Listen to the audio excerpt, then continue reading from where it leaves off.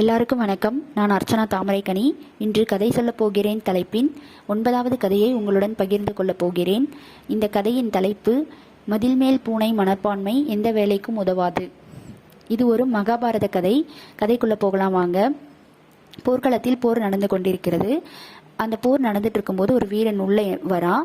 அந்த வீரன் வர்ற நடையும் அவனோட கம்பீர தோற்றத்தையும் பார்த்து கிருஷ்ணருக்கு அவன் மேலே ஒரு ஈர்ப்பு வந்தது. போய் அவன்கிட்ட தன்னுடைய தோற்றத்தை மாற்றிக்கிட்டு, தம்பி நீ எங்கே வந்த அப்படின்னு கேட்குறாரு. அந்த வீரன் சொல்கிறான், நான் போர்க்களத்தில் போர் புரிய வந்தேன்னு சொல்லிட்டு. போர்க்களத்தில் போர் புரியிற அளவுக்கு உனக்கு என்ன தகுதி இருக்குது அப்படின்னு கேட்குறாரு. அதுக்கு அவன் சொல்கிறான், எனக்கு எல்லா தகுதியும் இருக்குது. இங்கே பாருங்கள், என்னுடைய அம்புகள், இந்த அம்புகளில் ஒன்று பாண்டவர்களையும், ஒன்று கௌரவர்களையும், ஒன்று அந்த கிருஷ்ணரையுமே கொல்லக்கூடிய அளவுக்கு எனக்கு தகுதி இருக்குது, திறமை இருக்குது அப்படின்னு சொல்கிறான். அப்படியாப்பா, சரி நான் ஒரு போட்டி வைக்கிறேன், அதில் நீ ஜெயிச்சு காட்டு, நான் நம்புகிறேன் அப்படின்னு சொல்கிறாரு. சரி சொல்லுங்கள், அப்படி என்ன போட்டின்னு சொன்னவொடனே, இந்த மரத்தில் இருக்கிற இலைகள் எல்லாத்தையும் ஒரே ஒரு அம்பு தான் நீ எய்தணும், அந்த அம்புலேயே எல்லா இலைகளும் கீழே கொட்டணும் அப்படின்னு சொல்கிறாரு. சரி நான் பண்ணுறேன் அப்படின்னு சொல்லிட்டு பண்ணுறான். அதுக்கு முன்னாடியே கிருஷ்ணர் என்ன பண்ணுறாருன்னா, அந்த மரத்தில் இருந்து ஒரு 5 இலைகளை மட்டும் தனக்கு கால் கீழே மறைச்சி வச்சுக்கிறாரு. இவன் எய்தும்போது எல்லா அம்புகளும் அம்பு போனதும் எல்லா இலைகளுமே கீழே கொட்டிருச்சு. அதே மாதிரி அந்த அம்பு 5 முறை, அந்த 5 இலைகள் இருக்கு இல்லையா, அதனால் 5 முறை கிருஷ்ணரோட காலுக்கு கீழே துளையிட்டுச்சு. அப்போ இவனுக்கு தெரிஞ்சிருச்சு இது கிருஷ்ணர் அப்படின்னு சொல்லிட்டு, உடனே கிருஷ்ணரை வணங்கிட்டு, நீங்கள் தான் மாறு வேஷத்தில் வந்ததா அப்படின்னு சொல்லி கேட்கும்போது, ஆமாம், உன்னுடைய வீரம் எனக்கு பிடிச்சிருந்துச்சு அப்படின்னு சொல்லி அவர் சொல்கிறாரு. கிருஷ்ணர் அவனுக்கு அருள் கொடுக்குறாரு. அப்புறம் அந்த வீரன் கிட்ட கேட்குறாரு, நீ இந்த இதில் எந்த பக்கம் அப்படின்னு சொல்லி கேட்குறாரு. இந்த போரில் நீ எந்த பக்கம்னு கேட்கும்போது அவன் ஒரே குழப்பத்தில் என்ன சொல்கிறான்னா, நான் எந்த பக்கம் தோற்குதோ அந்த பக்கத்தில் தான் நான் இருப்பேன் அப்படின்னு சொல்கிறாரு. ஏன்னு கேட்கும்போது, என்னுடைய வீரம் நான் ரொம்ப மிகப்பெரியது, எந்த பக்கம் தோற்குதோ நான் அந்த பக்கம் போயிடுவேன் அப்படின்னு சொல்கிறான். அப்போ கிருஷ்ணர் யோசிச்சு பார்க்குறாரு. பாண்டவர்கள் சைடு வரும்போது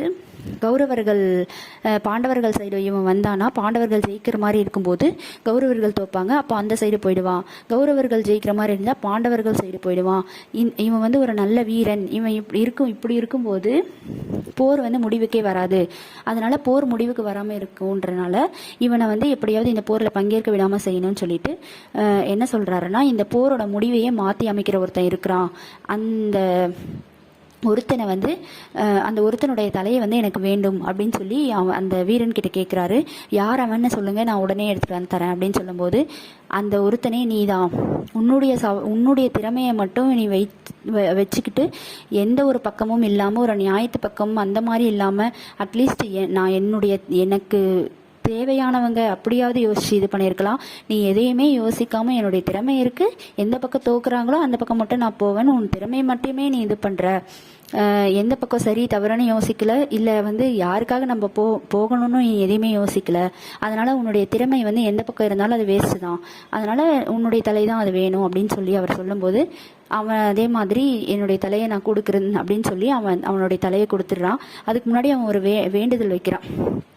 என்னன்னா, இந்த பாரத போர் முடிகிற வரைக்கும் நான் என்னுடைய கண்கள் இந்த பாரத போரை பார்த்துக்கிட்டே இருக்கணும், நான் பண்ண தவிர நான் உணர்ந்துட்டேன் அப்படின்னு சொல்லிட்டு அவனுடைய தலையை கொடுத்துட்றான் கிருஷ்ணருக்கு. இதிலிருந்து என்ன தெரியுதுன்னா, எவ்வளோதான் திறமை இருந்தாலும் அந்த திறமையை வச்சு நம்ம எந்த சைடு இருக்கணுன்றதை நம்ம தான் டிசைட் பண்ணணும். எந்த சைடும் இல்லாமல் ஒரு சுயநலமாக நடுநிலையாக இருந்தோன்னா அந்த விஷயம் நம்மளால எதுவுமே பண்ண முடியாது. அது எவ்வளோதான் திறமை இருந்தாலும் பண்ண முடியாது.